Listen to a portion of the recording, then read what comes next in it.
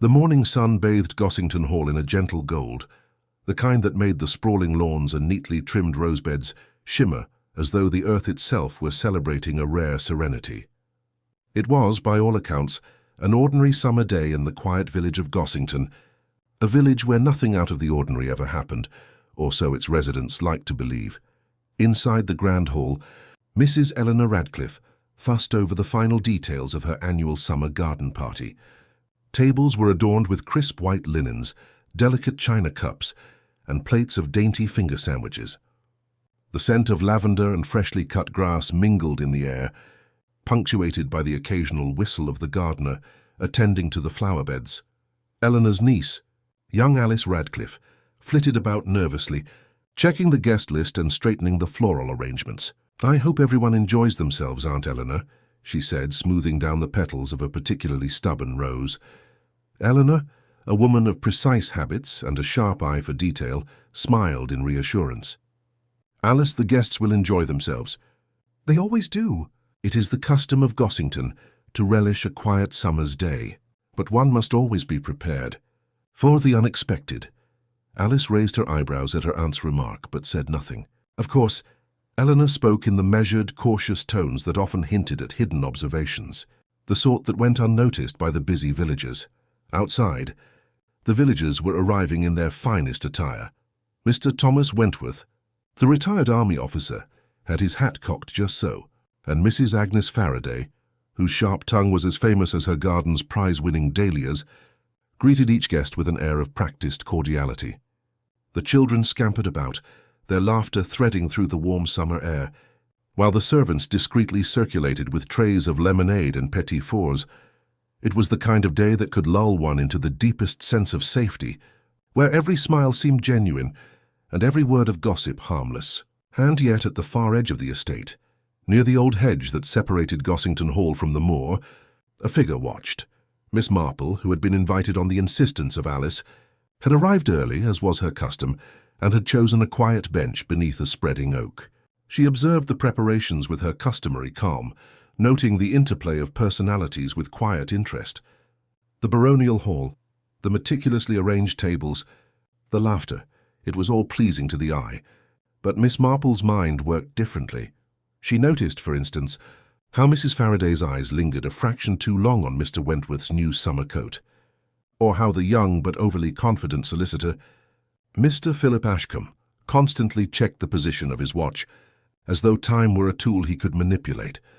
These were the little things that spoke volumes about people's hidden concerns, ambitions and sometimes fears.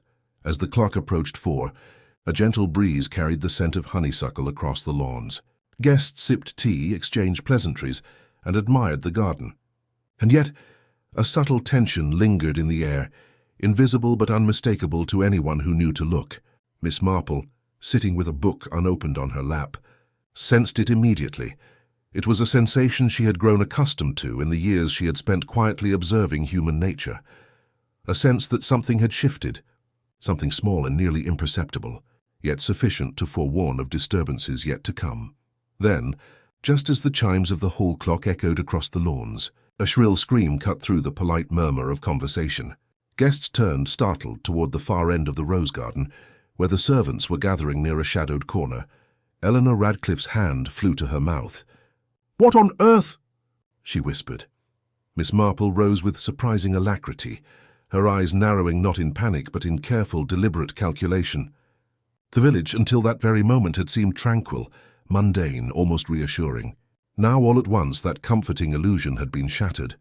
At the edge of the garden, where the moonlight began to creep over the neatly trimmed hedges, a figure lay sprawled across the gravel path, lifeless, silent, and unmistakably the center of a mystery that would soon engulf the entire village. And just like that, an ordinary summer's afternoon at Gossington Hall became anything but ordinary.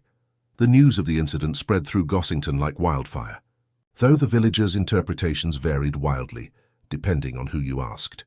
Within minutes, the orderly calm of the village had dissolved into a tangle of whispers, speculation, and anxious glances.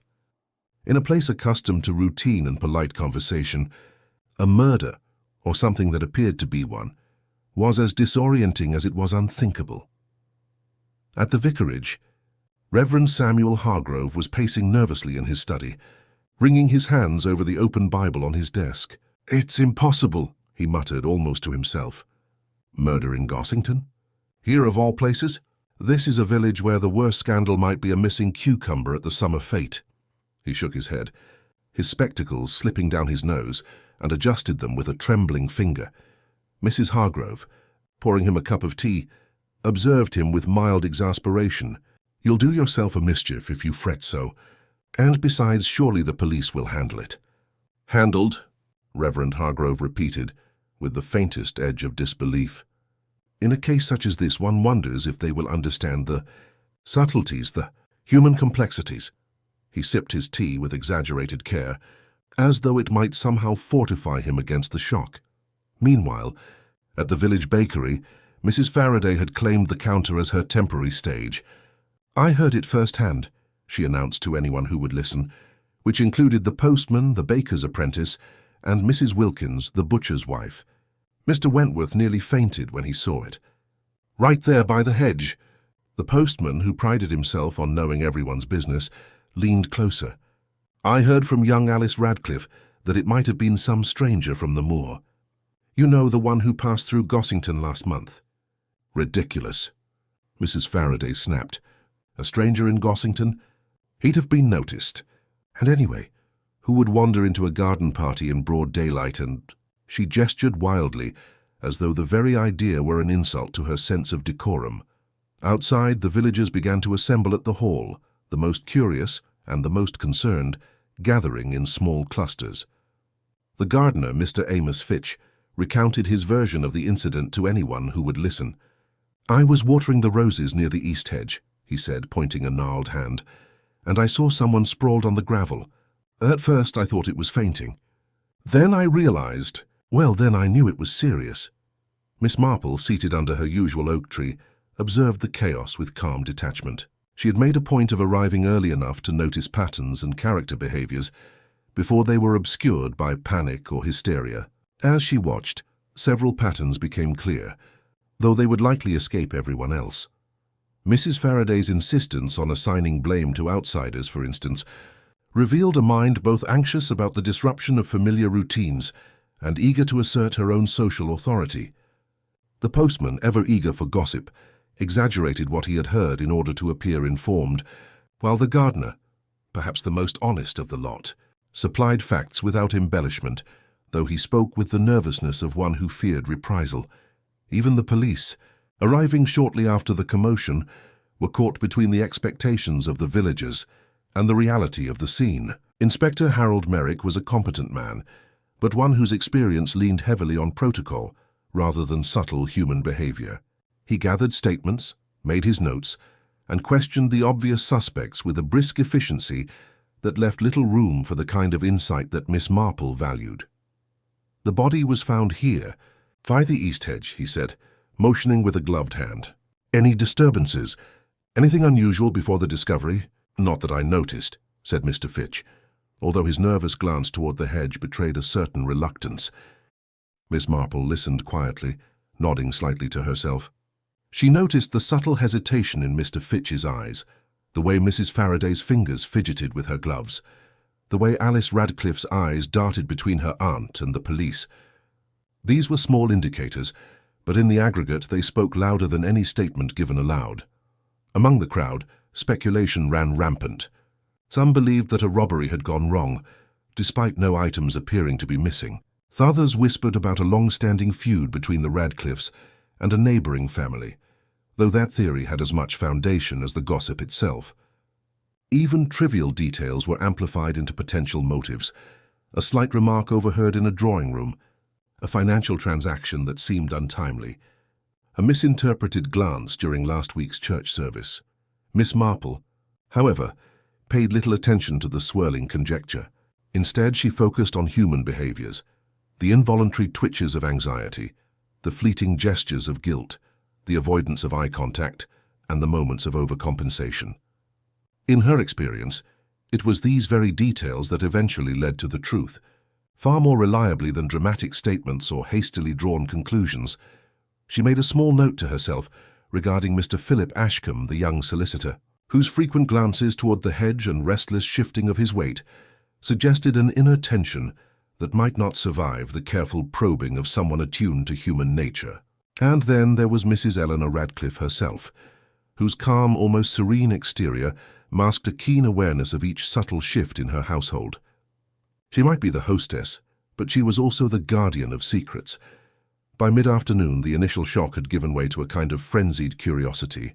Villagers whispered over the boundaries of the hall's gardens. Children peeked from behind trees. Even the postman lingered, as if drawn by an invisible magnet toward the epicenter of the mystery. Inspector Merrick had begun to separate potential witnesses for questioning, but the crowd's restlessness was palpable. Miss Marple, unassuming and silent, rose from her bench. She approached Alice Radcliffe, who was still trembling slightly at the sight of the body. "Alice, my dear," Miss Marple said gently, "you must remain calm. The first impression is rarely the whole truth. Observe, but do not be swayed by panic." Alice clutched her aunt's arm, grateful for the steady presence. "I can't believe anyone here. Anyone in Gossington could—" Her voice faltered. Miss Marple smiled faintly. "That, my dear, is what makes this so very interesting. People often hide what they are capable of behind the mask of ordinary lives, and it is only by watching closely that one can discern the pattern beneath the chaos." From her vantage point, Miss Marple took in the scene once more. The sun was beginning its slow descent, casting long shadows across the lawns. The murmurs, the whispers, and the nervous glances formed a tapestry of human emotion, fear, suspicion, curiosity, and concealed agendas. It was, she realized, the perfect setting for a murder mystery, the kind where appearances deceived and secrets lurked in the most mundane interactions. And as the village gossiped and speculated, Miss Marple quietly began her silent investigation, her mind cataloguing every glance, every hesitation, and every subtle clue that would one day unravel the truth. For in Gossington, as in all villages, the outward calm was often only a veneer. Beneath it, passions simmered, resentments festered, and small slights could escalate into acts of tragedy. And now, Miss Marple thought, the stage was set for the unraveling of a secret that some had hoped would remain hidden forever. By the following morning, Gossington Hall had assumed an atmosphere both tense and hushed. The roses in the east garden, which only a day before had gleamed in their orderly splendor, now seemed muted beneath the weight of a tragedy that refused to loosen its grip on the village. Guests and servants alike moved with a careful wariness, as though one wrong gesture might reveal secrets best left concealed. Miss Marple, as usual, had arrived early. She preferred the stillness of the morning, when words were fewer and actions, subtle, telling, unguarded, spoke the loudest. She walked along the gravel path near the hedge where the body had been discovered, careful not to disturb the imprint of footprints already noted by the authorities. Inspector Merrick had taken statements, but Miss Marple knew that the truth rarely resided in the official record. Human nature, after all, had a way of masking itself behind civility. Alice Radcliffe joined her, her hands nervously folded before her. "I can't stop thinking about it, Miss Marple," she said, her voice barely above a whisper. Who would? Miss Marple glanced at her with gentle, unwavering calm. "It is the question all of Gossington is asking, my dear. But the answer lies not in conjecture nor in panic, but in observing what people reveal, often unconsciously through their actions." Their conversation was interrupted by the arrival of Inspector Merrick, who had returned to conduct a more thorough investigation. "Miss Marple," he said politely, though with an underlying air of impatience, "I trust you were not wandering too close to the scene." "Not at all," she replied smoothly, folding her hands. "I merely like to see things for myself, Inspector. One notices patterns more clearly that way." Merrick, a practical man, frowned but chose not to argue. "Very well. I intend to interview the household staff again, and perhaps speak with a few of the more prominent villagers. We need to establish a timeline and identify anyone who had cause to resent the Radcliffes." Miss Marple nodded, though her attention was elsewhere. She observed the gardener, Mr. Fitch, arranging the flower beds with painstaking care. His movements were deliberate, yet there was a tension in his shoulders that suggested he was carrying a worry he could not voice. "Mr. Fitch," Miss Marple began casually, as though in passing, "you were nearest to the east hedge yesterday, were you not?" He started slightly, then bowed his head. "I was, ma'am. I saw—" Well, I saw him first. It was shocking, I won't deny it. But I can't think why anyone would, here of all places. Miss Marple's eyes narrowed subtly. And yet you seemed hesitant when describing the event to Inspector Merrick. Did you notice anything else? Something unusual? He hesitated, fingering the brim of his hat. Well, there was something odd. I thought at the time it was nothing, but now I wonder.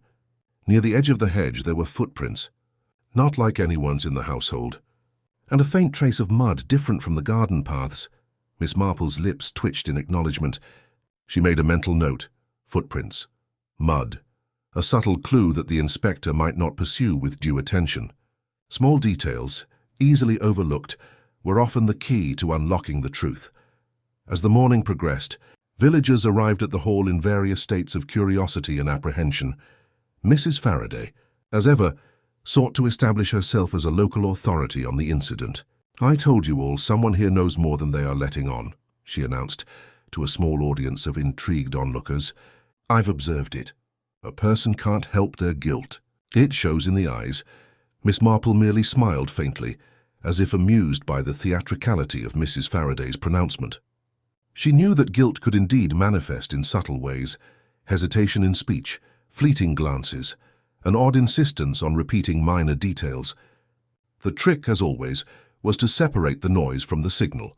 Mr. Philip Ashcombe, the young solicitor, arrived soon after, his composure slightly frayed, despite his efforts to appear confident. I assure you, he said stiffly to Miss Marple, I had no part in this. I was in the village this morning checking legal documents for my office. Of course, Mr. Ashcombe, Miss Marple replied.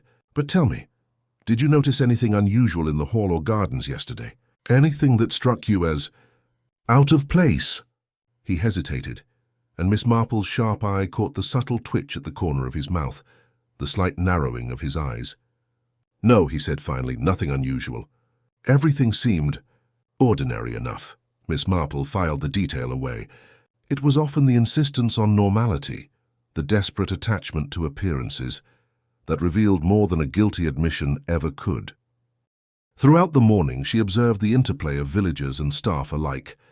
Mrs. Eleanor Radcliffe maintained a composed exterior, though her hands were pressed together tightly, as if restraining some inward tension.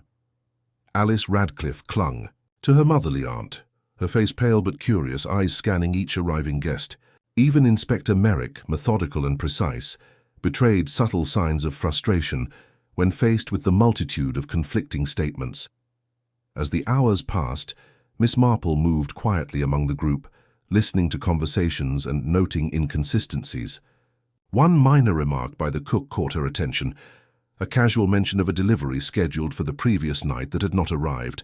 Another, by the housemaid, concerned a missing key to the library, which had been found in an unexpected location this morning.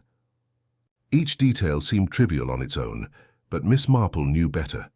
By midday she had assembled a mental map of relationships, tensions, and potential motives.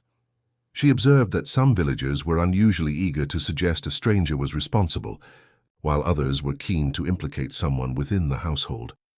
The contradictions themselves were revealing: the desire to deflect suspicion, the instinct to protect social reputation, and the faint but undeniable traces of fear. It was, Miss Marple realized, a perfect puzzle, and she, as always, was content to let the pieces fall into place slowly. The first hour of investigation had revealed little in terms of concrete evidence, yet the human patterns were speaking volumes. Miss Marple, Alice said softly, following her aunt to a quiet corner of the terrace. Do you think we'll ever know who did it?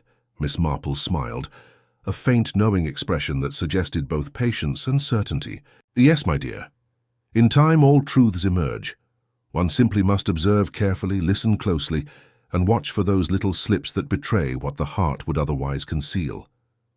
And as the sun climbed higher in the sky, casting its warm light over the tense, anxious faces gathered at Gossington Hall, Miss Marple's eyes lingered on the east hedge once more. The gravel, the footprints, the faint traces of mud, all had a story to tell, and she intended to hear it. In the quiet, methodical way she worked, the early investigation was already yielding more than Inspector Merrick or the anxious villagers could perceive. The pieces of the puzzle were scattered, subtle, and hidden in plain sight. And Miss Marple, as always, would notice them first.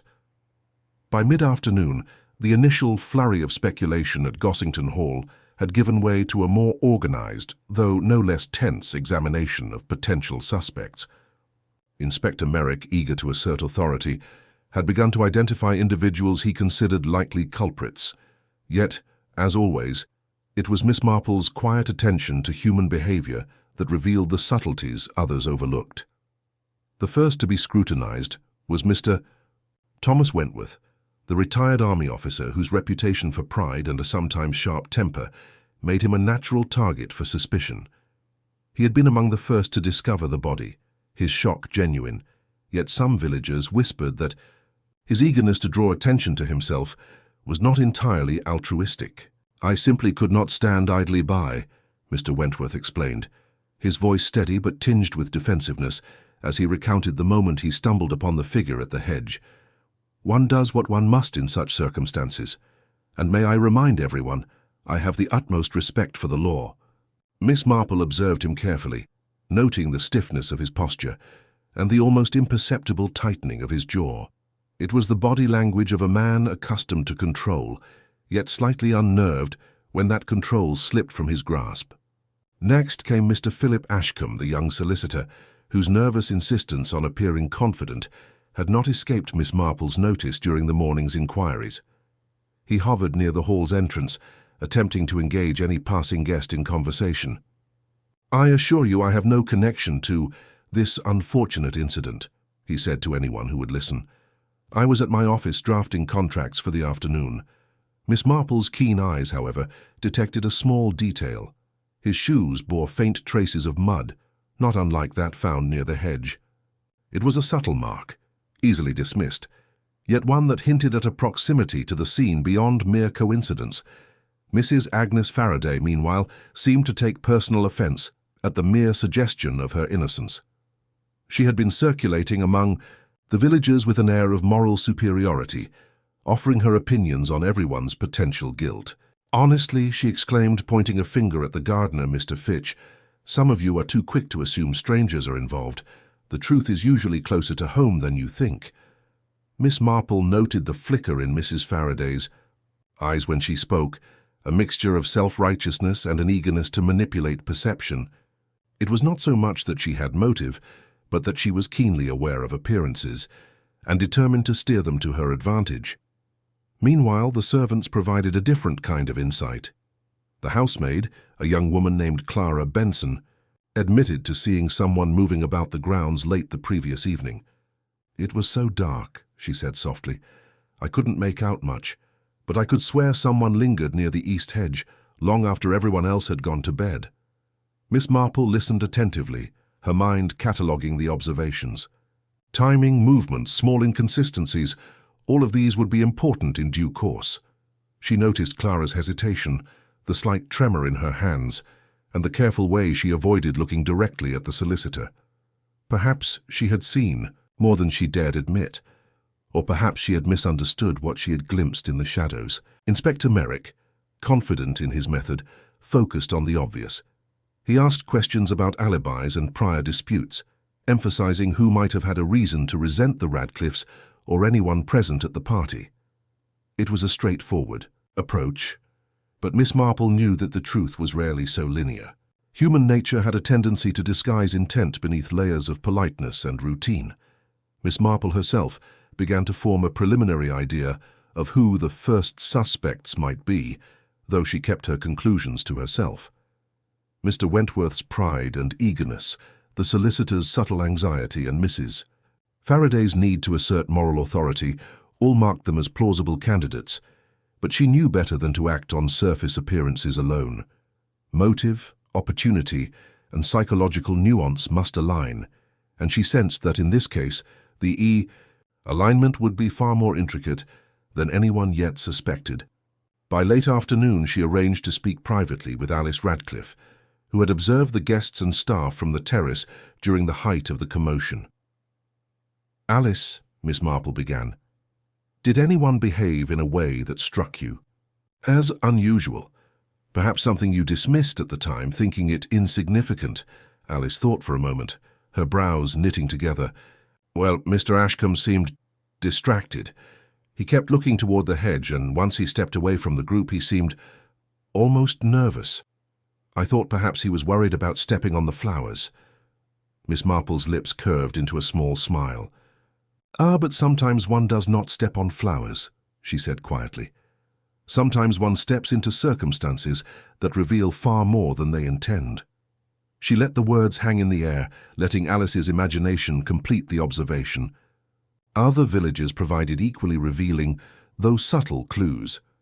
The postman noted that Mrs. Faraday had been unusually attentive to the arrival of each guest, scrutinizing every expression. Mr. Fitch admitted, under gentle questioning, that he had seen shadows moving in the late evening, but had assumed they were the normal comings and goings of the household. Even Eleanor Radcliffe herself, composed and polite, displayed a tension in her shoulders that suggested the burdens of her household extended beyond mere management. By evening, Inspector Merrick had begun focusing on the obvious suspects, those with visible opportunity and potential motives, while Miss Marple continued her silent scrutiny. She moved quietly through the hall and gardens, cataloguing expressions, gestures, and fleeting movements. Every small twitch, every shift in posture, every carefully worded statement added a brushstroke to a larger portrait that only she could see in its entirety. And then there was the hedge itself, looming at the far edge of the garden. Miss Marple's mind returned again and again to the footprints, the faint trace of mud, and the shadows Clara had mentioned. Each was a piece of the puzzle that would, in time, reveal not merely who could have committed the crime, but why, and more importantly, how a carefully concealed plan had gone unnoticed by nearly everyone else. As the sun dipped low, casting long shadows across the lawns, Miss Marple stood by the hedge, her gaze thoughtful. She had her first suspects indeed, but she understood that appearances were deceptive. The outwardly nervous or defensive were not always guilty. The calm and composed were not always innocent. And in a village like Gossington, where propriety and appearances mattered as much as truth, the greatest danger was often hidden behind the most ordinary facades. Miss Marple, as always, waited patiently. Observation, after all, was only the beginning. The truth, when it came, would emerge not through haste, but through the careful alignment of subtle human behaviors that, when understood, left no room for deceit. And so the first suspect stood, knowingly or not, under her quiet scrutiny, while the village settled uneasily into the anticipation of revelations yet to come. The morning after the first day of the garden party, Gossington Hall carried an air of strained normalcy. Guests had departed or returned to their routines, but the shadow of the previous day's events lingered over every corridor, lawn, and drawing room. For most, the initial shock had given way to idle gossip, speculative conversations, and whispered theories about the identity of the culprit. For Miss Marple, however, the day held the promise of subtle discoveries. She walked slowly along the gravel path near the east hedge, her gaze tracing each footprint, each mark in the soil. Inspector Merrick had noted the obvious patterns, the body's location, proximity to the hedge, and the footprints, but he had missed what Miss Marple had always considered the vital detail, the small, almost invisible trace left behind by someone in a hurry, yet careful enough not to be noticed. It was, as she had suspected, a minor smudge of mud on the edge of the library doorframe, so slight that only a practiced observer would notice it. The door itself, usually locked in the evenings, had been left slightly ajar as though by accident. But Miss Marple knew better. She crouched quietly, brushing her fingers along the wood. The mud was fresh, matching the texture of the trace found near the hedge. "Curious," she murmured, drawing a small diagram in her notebook. She had learned long ago that human nature left patterns, much like fingerprints, in behavior, speech, and movement. It was rarely the obvious act, but the hidden, almost unconscious gesture that betrayed the truth. From the corner of the terrace, Alice Radcliffe watched her aunt with a mixture of fascination and concern. "Miss Marple," she said softly, "do you really believe there's more to notice? The police have already taken statements, examined the grounds, and questioned nearly everyone." Miss Marple turned, her eyes twinkling faintly. "Ah, my dear, the police do their duty admirably, but they are trained to see the larger picture in a certain way: timelines, alibis, statements. What they often miss is the minutiae, the small details that reveal what people hope to conceal. And that, in my experience, is where the truth lies. She returned her attention to the doorframe, noting the direction of the mud smear. It suggested someone had passed hastily, perhaps carrying an object, and had pressed against the wood without thinking. Her mind traced the possibilities, the timing, the path, the person most likely to have moved in that direction at that hour. As she pondered, she was joined by Mr. Fitch, the gardener, who had insisted on clearing weeds near the east hedge before the day grew too warm. "Miss Marple," he said, a note of unease in his voice, "I thought you might like to see this."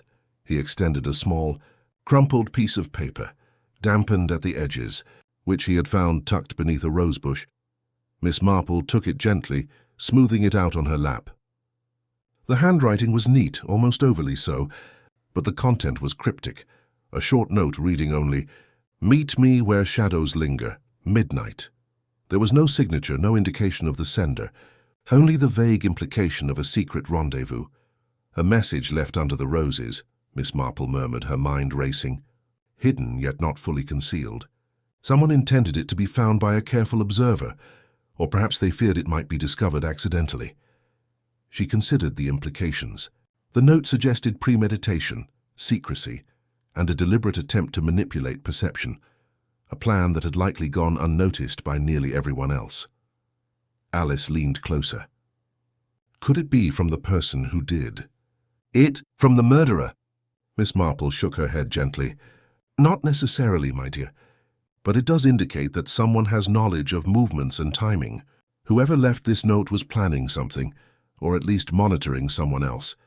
And the fact that it ended up beneath a rosebush indicates a certain understanding of concealment, yet also a touch of recklessness. The presence of this note shifted Miss Marple's perspective. The first suspects, the obvious choices like Mr. Wentworth or Mr. Ashcombe, had been identified largely by behavior and opportunity. But this note hinted at someone more cunning, someone capable of careful planning, yet still careless enough to leave evidence in an overlooked corner. As she pondered this, Miss Marple returned to the subject of the library doorframe. She had noticed a faint indentation, a scratch and the mud trace. Paired with the note, it suggested someone had moved through the library at night, perhaps on the way to or from the hedge. The handwriting, the choice of hiding place, the timing, they all spoke of a mind attuned to secrecy. Miss Marple's observations extended beyond physical evidence. She considered the villagers themselves, the subtle patterns of behavior that could betray guilt or complicity. By late morning, Miss Marple had compiled her initial conclusions, cataloguing behaviors, movements, and the small but telling clues that most would ignore. She considered the shadowed hedge, the path leading to the library, the mud trace and the cryptic note. Each element, minor on its own, coalesced into a pattern, a subtle signature of intent and movement. She shared a quiet observation with Alice. "Observe. Alice, the truth is often hidden beneath layers of noise. People mislead themselves and others, but they leave traces. Footprints, mud, hurried gestures, even careless notes. All of these speak to those willing to listen." Alice nodded, absorbing her aunt's words. "So, you think someone is hiding something? Something no one else has noticed?" "Precisely," Miss Marple said, her eyes sweeping the gardens once more. "And it is in those overlooked details that the real story will emerge. The first suspects may be plausible, but the true culprit often lurks in the background, quiet, observant, and confident that no one is watching closely enough to see through the facade." By midday, she had decided on a methodical approach. Observe further, allow behaviors to reveal themselves naturally, and continue cataloguing small discrepancies.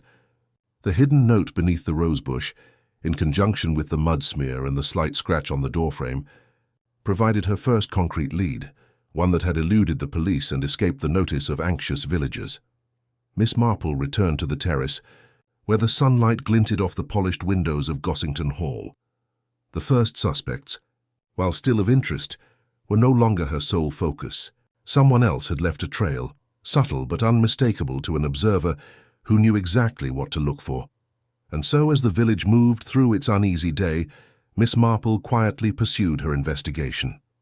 One small clue, unnoticed by nearly everyone else, had shifted the direction of her thoughts. Shadows, traces, and minor acts of carelessness would lead her closer to the truth, though the villagers themselves remained blissfully unaware of how little they truly knew. By the third day following the unsettling events at Gossington Hall, the atmosphere had shifted from tense curiosity to a more intricate web of suspicion and unease. The villagers had begun to notice that Miss Marple's presence, though unobtrusive, lent weight to her quiet observations. Many had grown wary of her penetrating gaze, even if they did not understand why.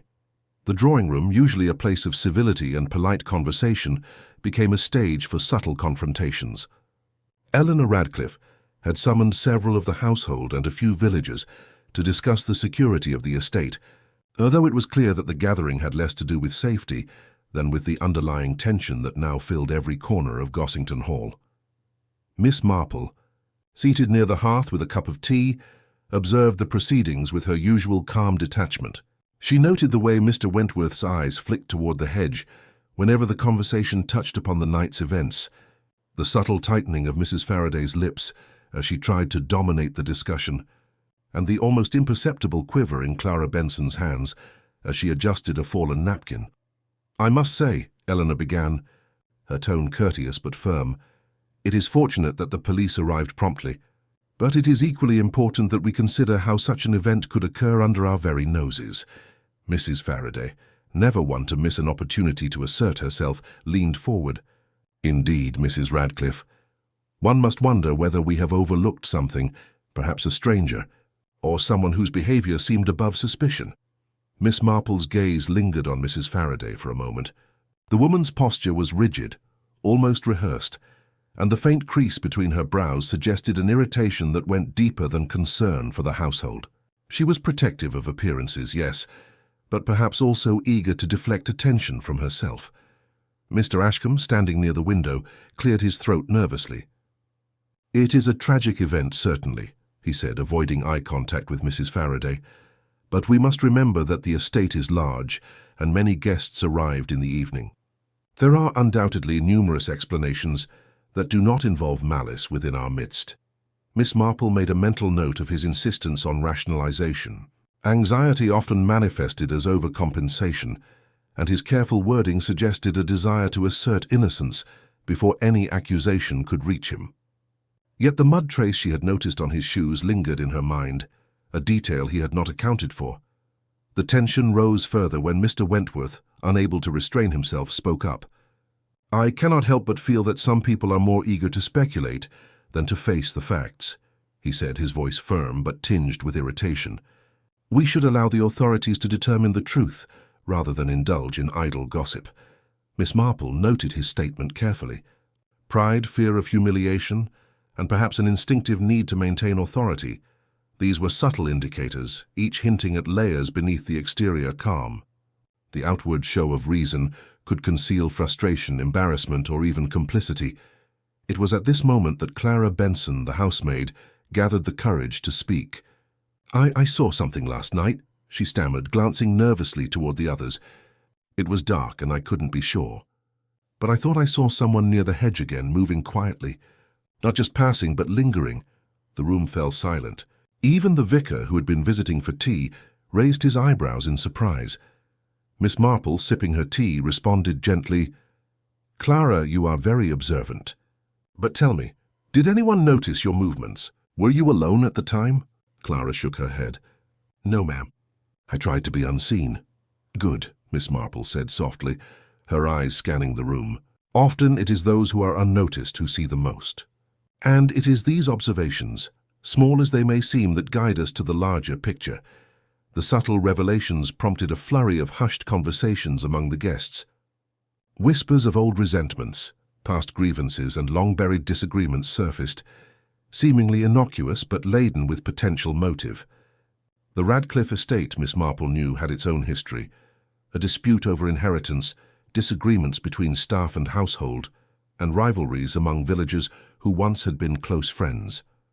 Each thread, she realized, could be a catalyst for the night's events. Mrs. Faraday, ever the moral arbiter, interjected once more, her voice laced with a faint edge. It seems to me that everyone here has a secret they hope remains hidden. We are all to some extent responsible for what has occurred, whether by action or inaction. Miss Marple, quietly amused by the dramatics, did not respond directly.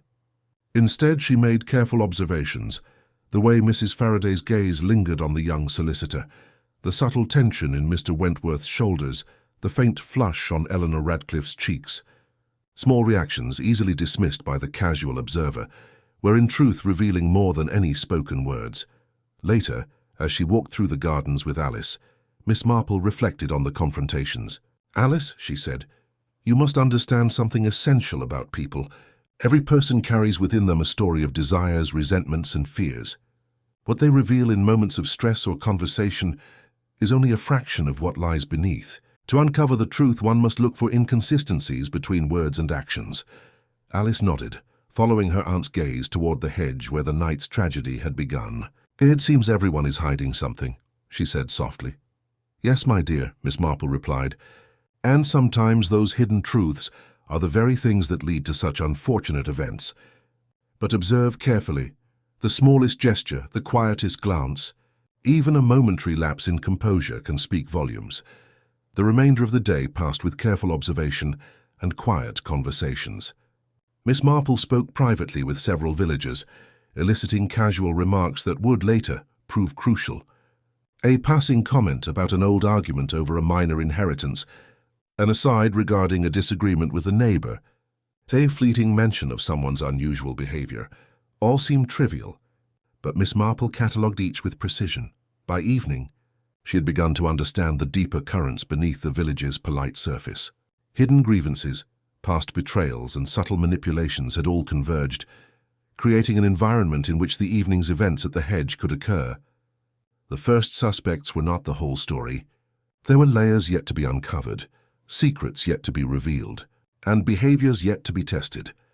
As the sun set behind Gossington Hall, Miss Marple stood quietly at the edge of the terrace, observing the interplay of villagers moving about in the garden.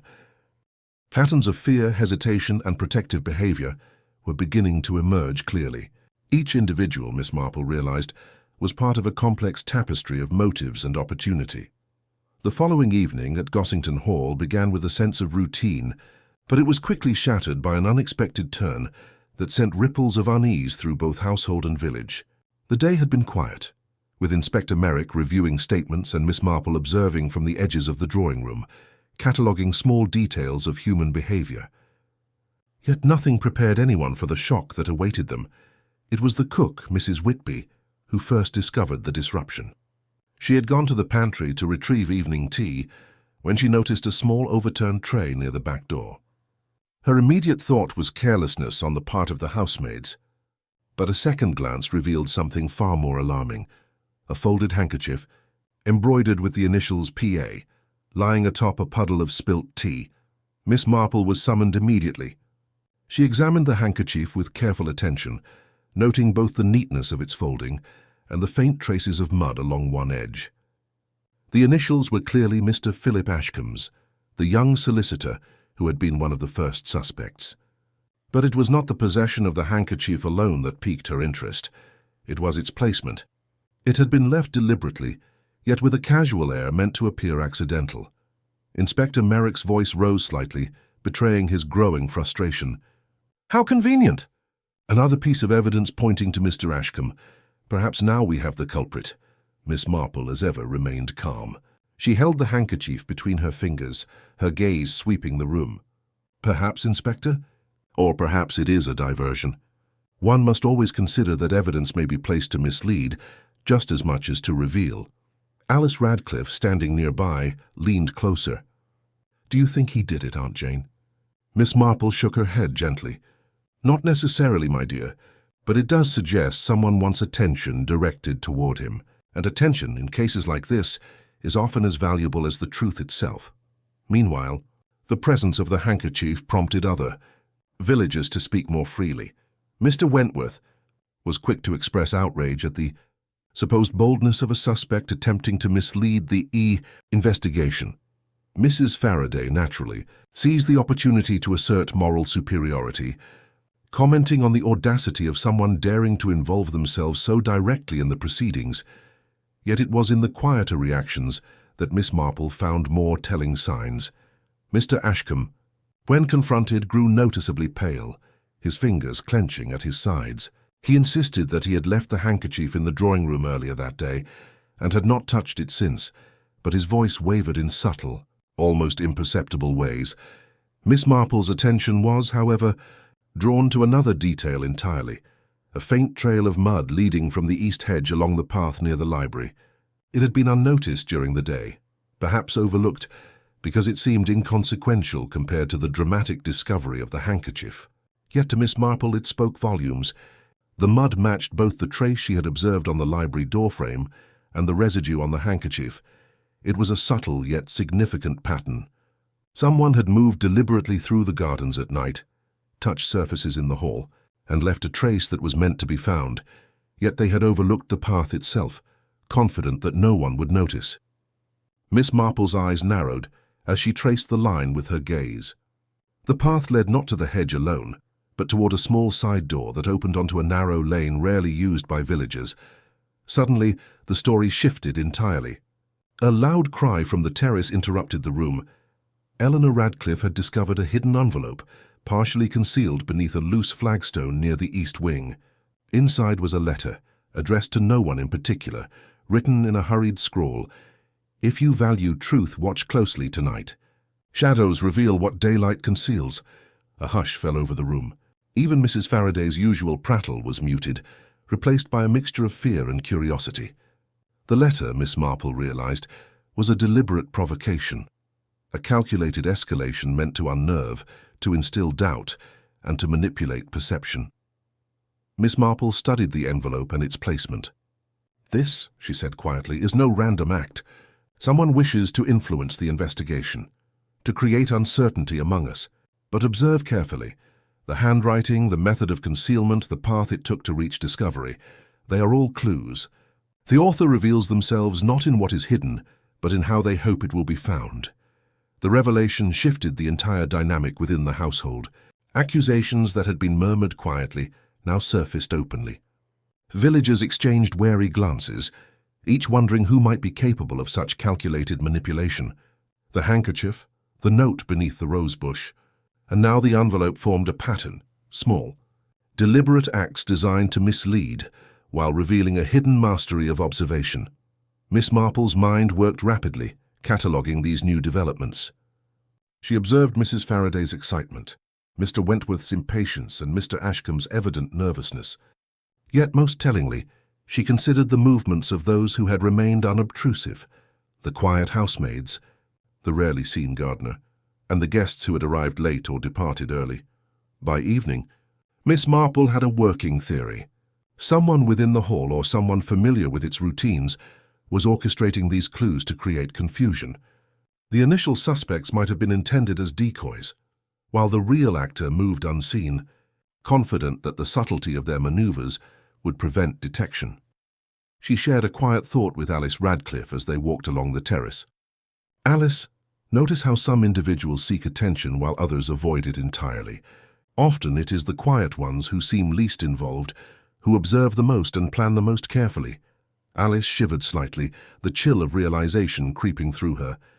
"So the person behind this is someone we least suspect?" "Most likely," Miss Marple replied.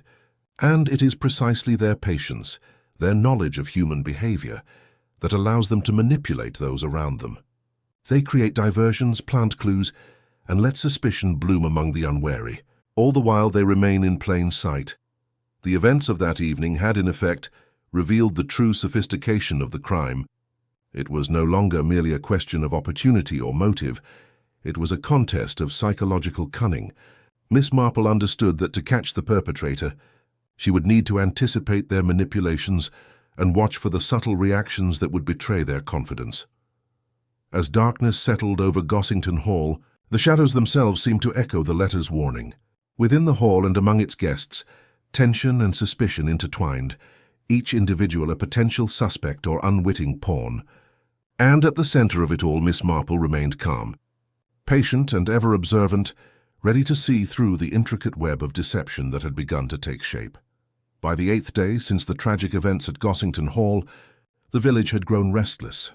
Conversations, once casual and polite, now carried an undercurrent of suspicion. Inspector Merrick continued his procedural questioning, relying on statements and timelines, but even he was beginning to sense the subtle unease that permeated the household. Miss Marple, however, remained calm, her mind quietly weaving together the threads of observation she had meticulously collected. She had seen the first suspects react, noted the minor discrepancies in their behavior, and catalogued the hidden clues left in the hedge, the library, and beneath the rosebush. Yet she knew that to unmask the true culprit, mere observation would not suffice. She needed a deliberate test, a subtle psychological trap to provoke the revealing reaction. She spent the morning arranging what she would call, quietly to herself, the final test. Invitations were extended under the guise of a casual afternoon tea. All villagers and household members were present, ensuring that those under suspicion would be within her careful gaze. The room was arranged with precision, chairs positioned to allow natural observation of gestures, teacups placed to encourage movement, and casual conversation topics designed to evoke hidden responses. Miss Marple began with a general question, innocuous in tone but carefully chosen. "Do any of you recall noticing unusual behavior among the guests during the garden party?"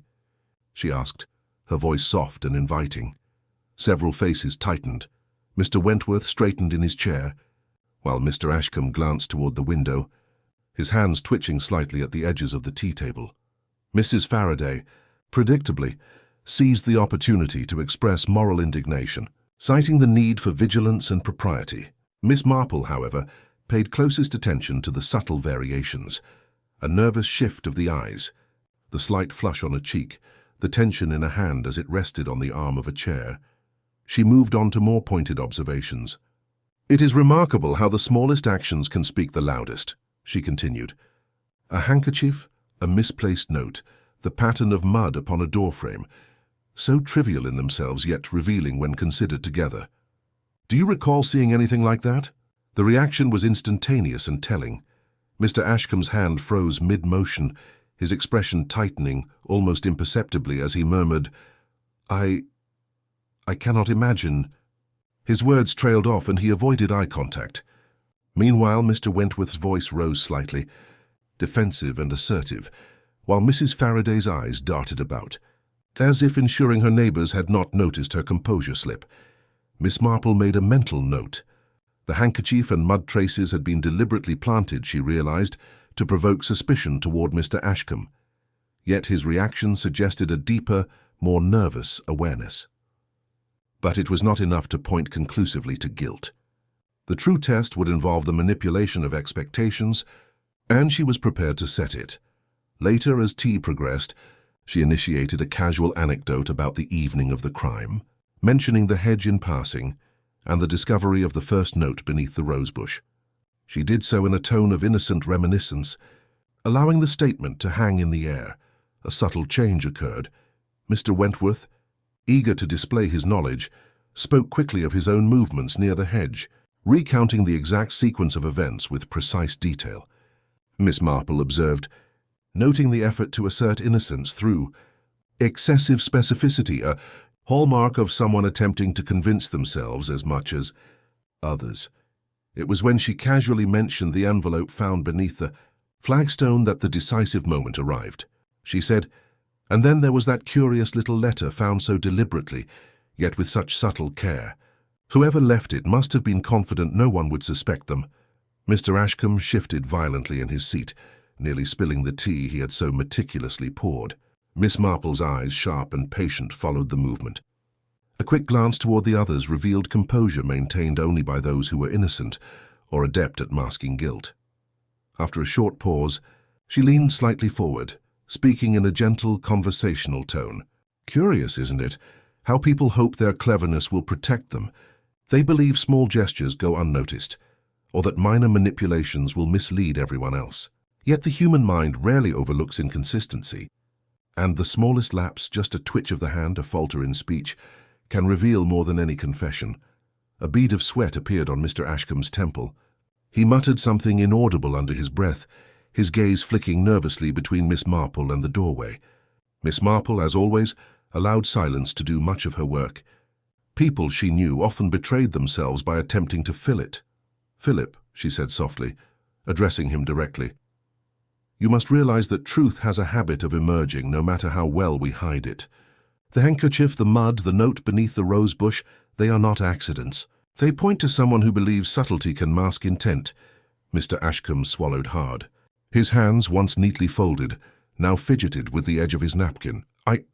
I never meant," he began, then stopped, the words catching in his throat. His nervousness, amplified by the carefully orchestrated setting, betrayed the very tension Miss Marple had anticipated. She did not rush him. Instead, she offered a faint smile, as if to encourage honesty. "It is not uncommon to wish for things to remain hidden. But sometimes, Philip, human nature itself conspires to reveal what we would most prefer to conceal." The room remained still, every eye upon him. Slowly, as though surrendering to inevitability, Mr. Ashcombe's shoulders slumped.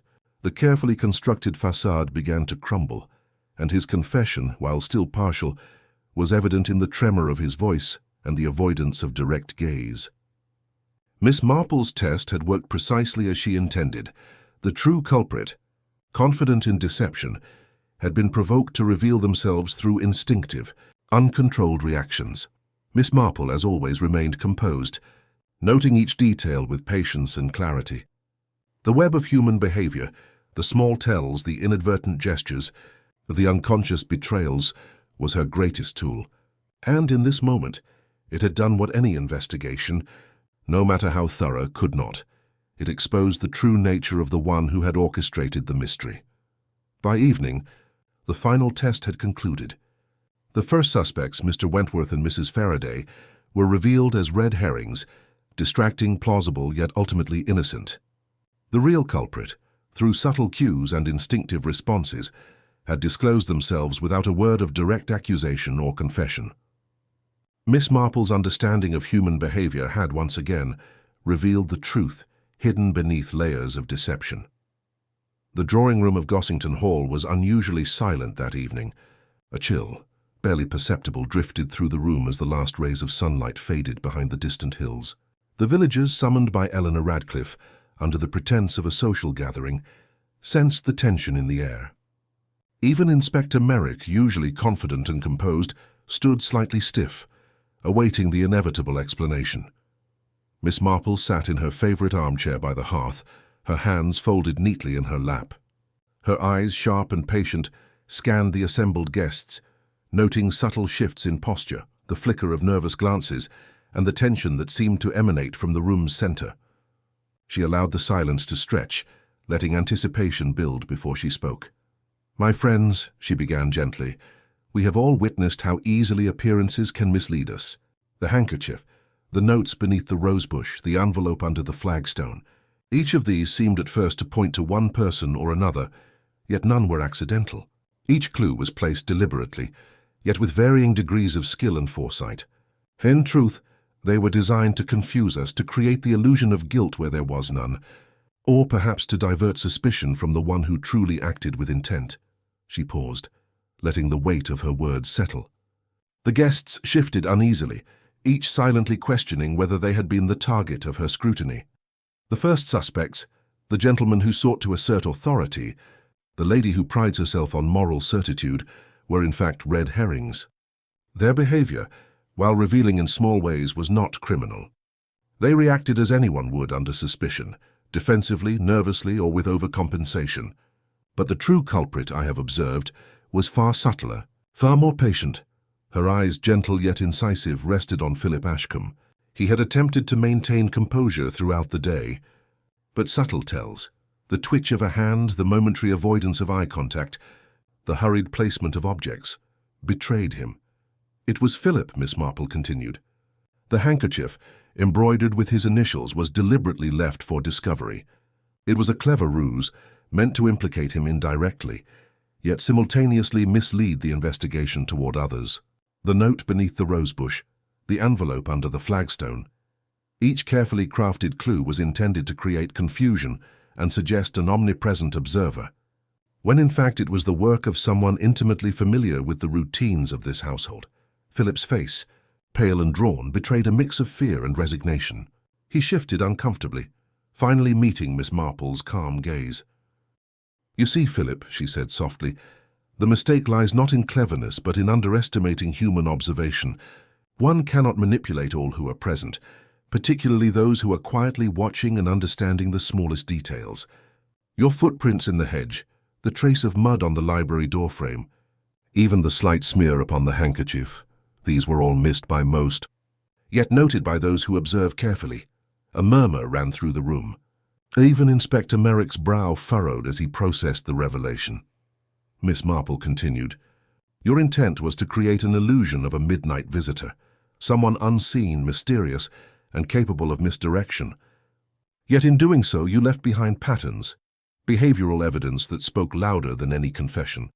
Your careful placement of items, your choice of hiding spots, and your subtle manipulations of attention all indicated a mind confident in concealment. But you could not mask the instinctive reactions that accompany guilt, hesitation, nervous gestures, and the subtle inconsistencies that reveal the truth." Philip's voice was trembling. I did not mean for anyone to be hurt. I only wanted to scare them, to expose what I thought were lies. I did not intend for—" His words faltered, the weight of realization settling heavily upon him. Miss Marple inclined her head, her voice soft, yet imbued with an unyielding certainty. "Intentions, Philip, do not excuse consequences. It is through action, and the subtle signs left in its wake, that truth emerges. The person who plans meticulously, yet underestimates human perception, will inevitably be revealed." She walked slowly to the window, gesturing toward the hedge and the narrow lane beyond. "Observe the traces you left.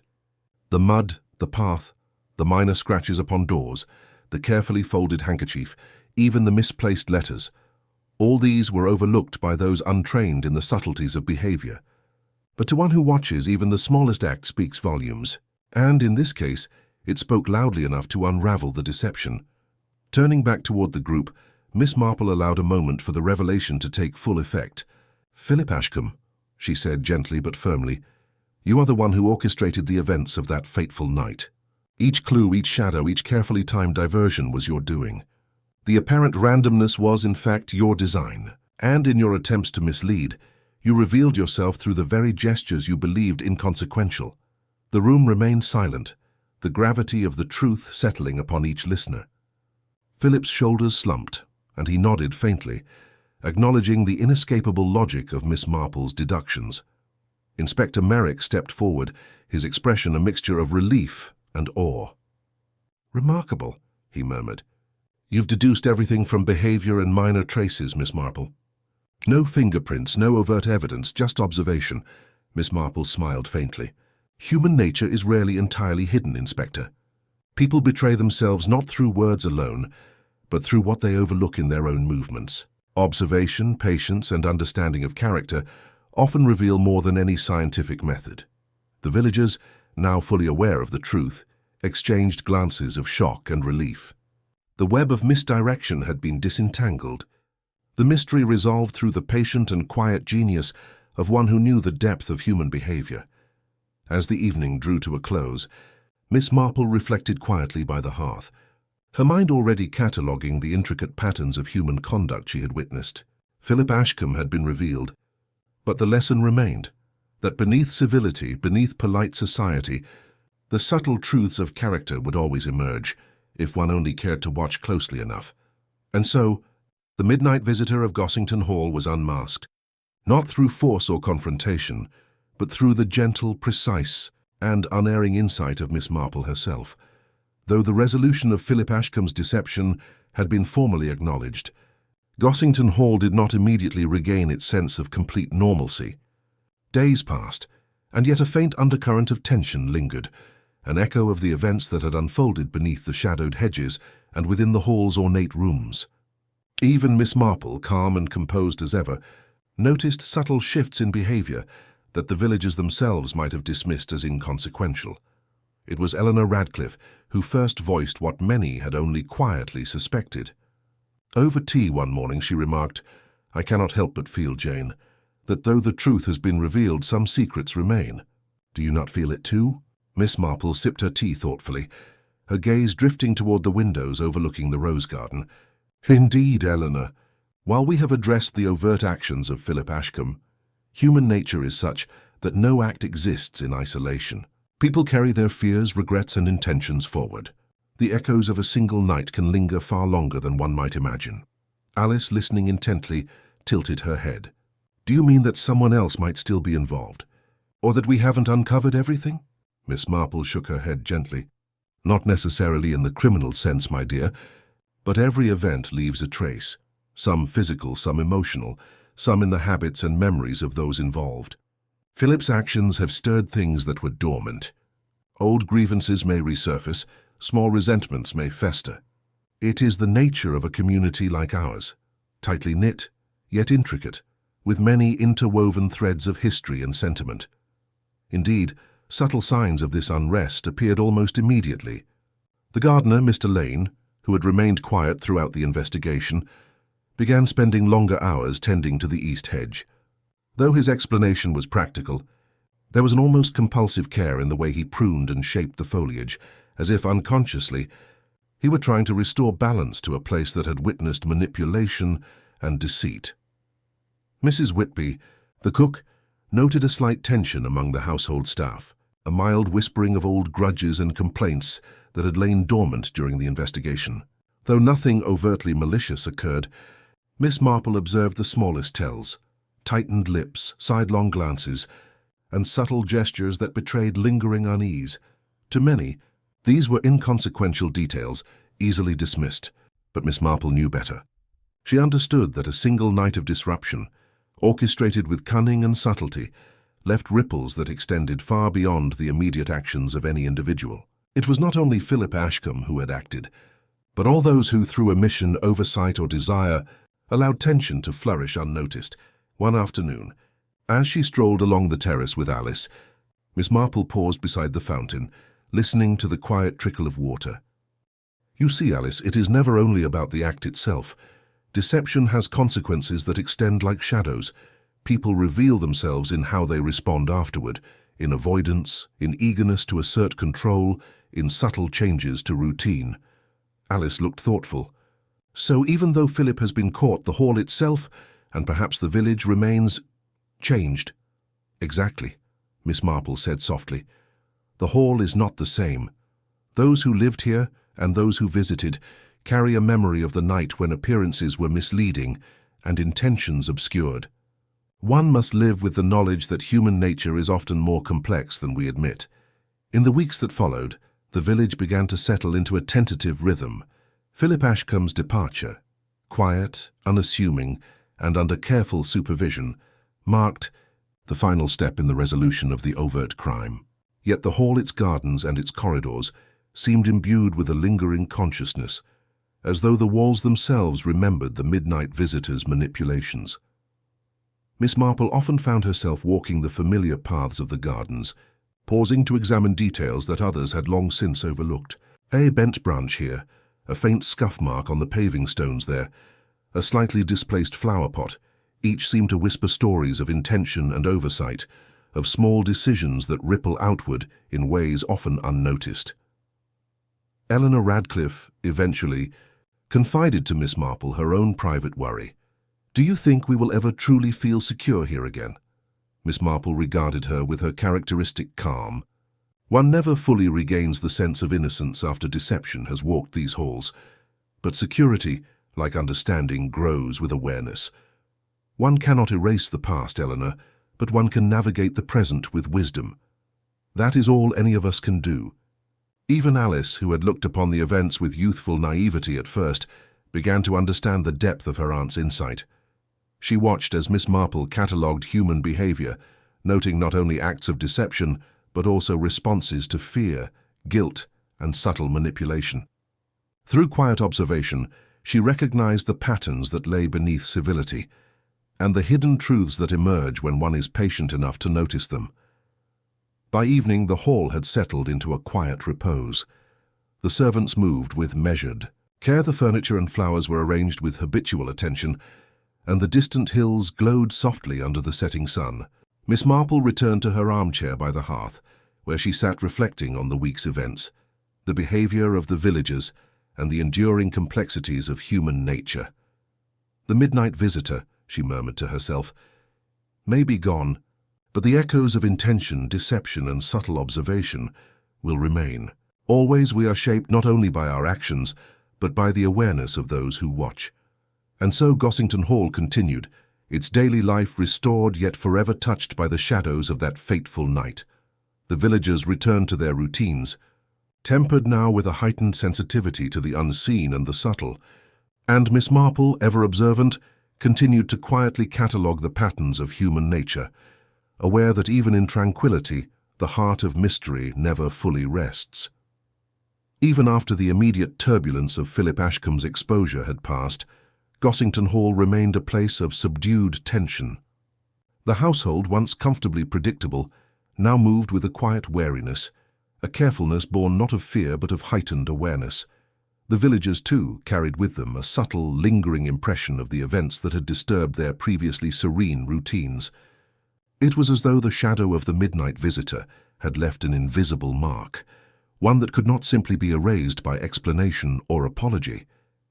Miss Marple sat in her favourite armchair by the hearth, a thick shawl draped around her shoulders. The fire glowed softly, casting dancing shadows across the room, and the familiar smell of tea and polished wood filled the air. She watched the flames with a contemplative gaze, reflecting on the intricacies of human behaviour and the way one night's events had rippled outward, altering relationships and perceptions in ways no one could have anticipated. Alice entered quietly, carrying a tray of biscuits. "Aunt Jane," she said softly, "do you ever tire of seeing people's secrets?" Miss Marple smiled faintly, taking one of the biscuits with gentle fingers. "One does not tire of understanding, my dear. Secrets are part of the fabric of human nature, and to observe them is not a burden but a privilege. They reveal not only what people hide, but also what they truly value and fear. Every gesture, every hesitation, every word, however small, carries meaning if one takes the time to notice." Alice perched on the edge of a chair, watching her aunt with earnest curiosity. "Do you think the villagers will ever forget what happened here?" "In memory, perhaps, yes," Miss Marple said, "but the effects are subtle. People rarely forget lessons learned under pressure. Philip's deception, though resolved, has shown them how easily appearances can mislead, and how closely human behaviour must be observed to discern truth. I suspect they will carry that awareness for some time, even as they resume their daily lives." Eleanor Radcliffe entered then, her expression calm yet thoughtful. She moved to stand near the window, gazing out at the rose garden, which still bore the faint traces of the events that had transpired. The bent branches, the disturbed soil, and the paths once traversed under cover of darkness. "I suppose," she said quietly, "we have been fortunate, Miss Marple. The truth was revealed before any greater harm was done." Miss Marple inclined her head, her eyes still following the play of sunlight and shadow in the garden. "Fortunate, perhaps.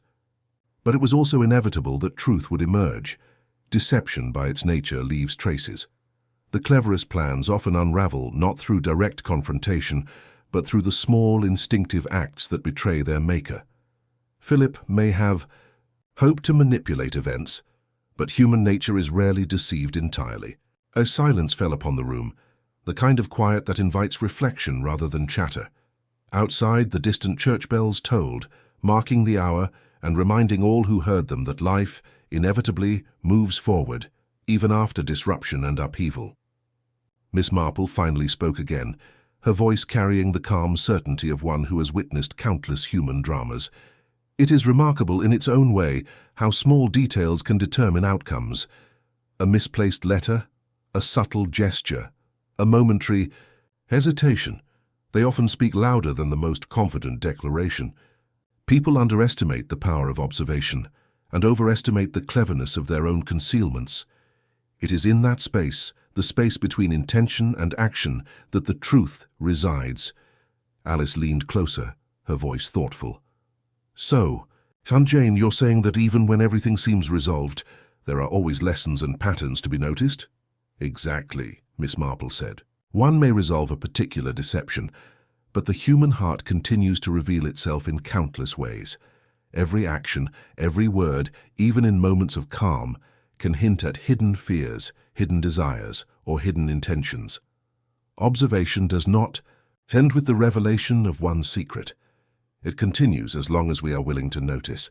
Eleanor, who had been quietly listening, nodded in agreement. It is a comfort to know that even in the midst of uncertainty, wisdom and patience can bring clarity. Miss Marple smiled faintly, setting her teacup on the small table beside her. Indeed, and clarity is not always found in loud declarations or dramatic gestures. It is often found in the quiet, in the seemingly inconsequential details, and in the careful attention paid to the patterns of human behavior. That is where understanding and justice truly reside. The afternoon waned, and the soft light of late evening began to filter through the windows, casting long, gentle shadows across the room. Outside, the rose garden appeared peaceful once more, though Miss Marple knew that beneath the calm surface, subtle changes had taken root, changes in perception, understanding, and the quiet vigilance of those who had been touched by the night's events. She leaned back, taking a deep breath, and allowed herself a moment of quiet satisfaction. The mystery had been solved, the deception unveiled, and yet the broader lesson remained. That human nature, with all its complexity, cannot be easily hidden from those who take the time to see, to understand, and to reflect. Alice rose, brushing her hands on her skirt. "Shall we join Eleanor for the evening meal?" she asked. Miss Marple nodded, rising slowly. "Yes, my dear, life continues, and we must continue with it, ever mindful of what we observe and learn." As they left the drawing-room together, the hearth continued to glow softly, a warm and enduring reminder of the subtle light of insight that Miss Marple carried into every mystery she encountered. Outside, Gossington Hall settled once more into its quiet rhythm, the echoes of the midnight visitor fading into memory, yet leaving behind an indelible understanding of human nature, observation, and the delicate interplay between action and consequence. And in the gentle twilight, Miss Marple knew, as always, that wherever human behavior left its traces, there would be mysteries to observe, truths to uncover, and lessons to impart, quietly, patiently, and with unerring insight.